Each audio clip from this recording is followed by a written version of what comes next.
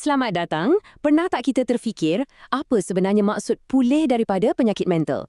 Nah, dalam kupasan modul 5 daripada Circle of Hope ini, kita akan sama-sama meneroka konsep pemulihan, bukan sebagai satu destinasi, tapi sebagai satu perjalanan yang penuh dengan harapan.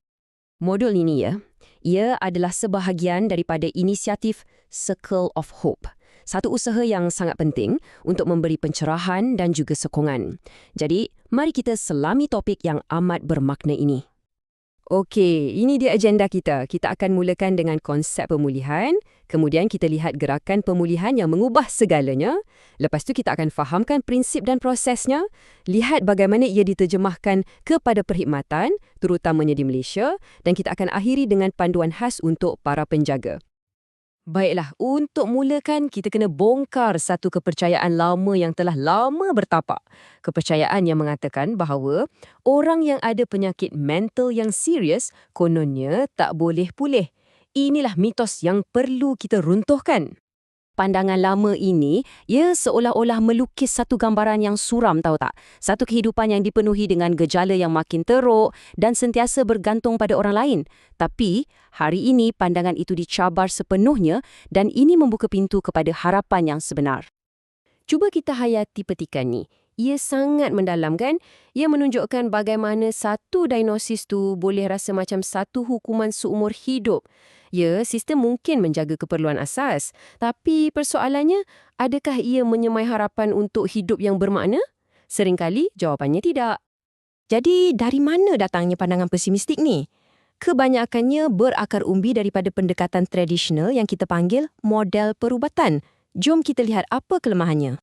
Model lama ni ada beberapa kelemahan yang ketara. Fokusnya terlalu sempit, hanya pada nak kurangkan gejala. Individu tu pula dilabel sebagai kes yang tiada harapan dan suara mereka, pandangan mereka tentang rawatan sendiri langsung tak diberi ruang.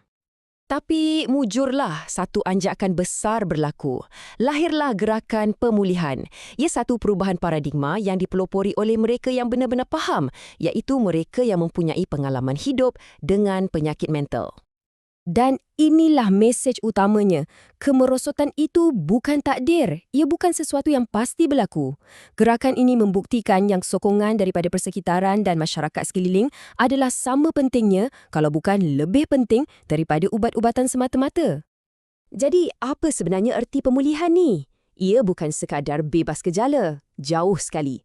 Pemulihan adalah tentang membina semula kehidupan yang memuaskan, yang penuh harapan dan kita dapat menyumbang kepada masyarakat. Walaupun dengan cabaran yang masih ada, ia satu proses untuk kita ambil alih semula kawalan ke atas hidup kita. Falsafah pemulihan ni bukan sekadar idea yang indah, ia sebenarnya dibina atas satu rangka kerja yang sangat jelas dengan prinsip-prinsip panduan yang kukuh. Mari kita lihat apa prinsip-prinsip tersebut. Ada 10 prinsip kesemuanya, tapi mari kita sentuh beberapa yang paling utama. Pertama, harapan. Ia adalah asas segalanya. Kedua, ia mestilah didorong oleh individu itu sendiri.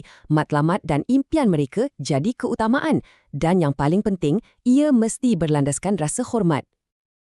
Inilah perubahan fokus yang paling besar. Daripada kita asyik fikir tentang penyakit, kita mula beralih kepada kesihatan, kepada kekuatan dan kesejahteraan. Ia adalah tentang mencari semula siapa diri kita di sebalik label diagnosis. Dan salah satu kunci utama pemulihan adalah ini, keluar daripada pengansingan. Ia adalah tentang membina semula jambatan dengan komuniti dan menjalinkan semula hubungan sosial yang memberi makna kepada hidup kita. 3 tonggak ini merumuskan segalanya dengan baik. Pertama, harapan yang menjadi pendorong utama. Kedua, perkongsian, di mana pakar klinikal bertindak sebagai penasihat bukan pengarah. Dan ketiga, sokongan yang tidak berbelah bahagi daripada keluarga, rakan-rakan dan rakan sebaya. Perjalanan pemulihan ini selalunya melalui beberapa peringkat. Ia mungkin bermula dari fasa gelap yang dipanggil moratorium, di mana ada rasa kehilangan. Kemudian muncul kesedaran macam fajar harapan. Lepas tu ada persediaan untuk berubah, diikuti membina semula identiti yang lebih positif dan akhirnya mencapai pertumbuhan ke arah kehidupan yang lebih bermakna. Jadi, apa sebenarnya yang membantu dalam proses ni? Sebenarnya, ia adalah gabungan pelbagai perkara. Ada keperluan asas seperti rumah yang stabil dan keuangan yang terjamin, ada sokongan emosi seperti hubungan yang kuat dan terapi yang bersesuaian, dan ada juga pemerkasaan diri, di mana suara kita didengari dan ada peluang untuk kita berkembang. Bila kita dah faham semua faktor yang membantu ni, maka jelaslah sistem penjagaan kesihatan mental kita pun perlu berubah. Kita tak boleh lagi guna cara lama. Kita perlukan perkhidmatan yang benar-benar berfokuskan pemulihan. Perbezaannya sangat ketara kan? Perkhidmatan tradisional lebih tertumpu pada pengurusan penyakit, manakala perkhidmatan berorientasikan pemulihan melihat gambaran yang lebih luas, kualiti hidup, pekerjaan, pendidikan dan rasa kekitaan dalam komuniti. Perkhidmatan macam ni ada ciri-ciri yang sangat istimewa. Ia menegakkan hak asasi manusia. Ia menyemai harapan. Ia menawarkan pilihan yang tulen, bukan paksaan. Dan yang paling penting, ia menghargai pengalaman hidup seseorang itu sebagai satu aset yang berharga, bukan satu kekurangan. Untuk menjayakan semua ni, kita perlukan satu sistem sokongan yang menyeluruh. Macam yang kita lihat dalam jadual ni, setiap jenis perkhidmatan tu ada matlamatnya. Contohnya, rawatan untuk kurangkan gejala, tapi bantuan kendiri pula untuk pemerkasaan diri. Ia satu ekosistem sokongan yang lengkap. Okey, sekarang jom kita bawa perbincangan ini lebih dekat dengan kita. Macam mana konsep pemulihan ini diamalkan di Malaysia? Sebenarnya, ekosistem sokongan di Malaysia sedang berkembang. Kita ada perkhidmatan klinikal di hospital, pusat komuniti yang hebat seperti Mentari dan juga pasukan yang turun padang ke rumah. Tak lupa juga kumpulan advokasi yang diterajui oleh mereka yang ada pengalaman sendiri seperti MIASA dan MMHA. Pasukan psikiatri komuniti ni, peranan mereka sangatlah penting. Mereka membawa penjagaan terus ke rumah pesakit. Ini membolehkan sokongan diberikan dalam persekitaran yang selesa, ia membantu ahli keluarga dan pada masa yang sama, ia mengurangkan stigma. Mentari pula satu lagi contoh yang cemerlang. Namanya sendiri membawa maksud harapan dan kegembiraan kan? Dengan 28 pusat di seluruh negara, ia direka supaya mudah diakses dan ia membawa penjagaan holistik terus ke tengah-tengah komuniti. Salah satu fokus utama Mentari adalah pekerjaan. Kenapa? Sebab pekerjaan ni satu kumpulan yang sangat penting dalam membina semula kehidupan yang bermakna. Mereka bantu individu untuk bina keyakinan dan kemahiran dan bekerjasama dengan majikan untuk membuka semula laluan ke alam pekerjaan. Dan akhir sekali, satu bahagian yang sangat penting, mesej khas buat para penjaga, wira-wira yang tidak didendang dalam setiap perjalanan pemulihan. Tolong ingat pesanan penting ini. Asingkan insan yang anda sayang itu daripada penyakitnya.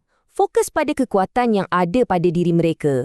Dan yang paling penting, faham dan terima yang pemulihan ini bukan satu garisan lurus. Pasti akan ada hari yang baik dan ada hari yang lebih mencabar. Dan kepada semua penjaga, ingatlah kata-kata ini. Menjaga diri anda sendiri bukan satu tindakan yang mementingkan diri.